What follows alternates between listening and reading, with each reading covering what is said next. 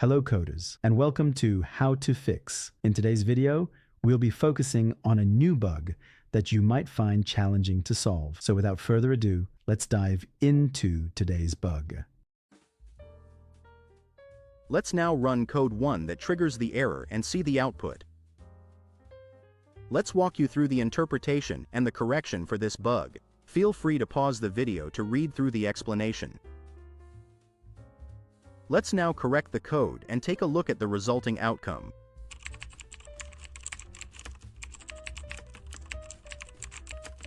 And voila!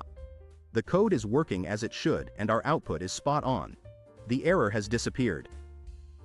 That's all for today's session.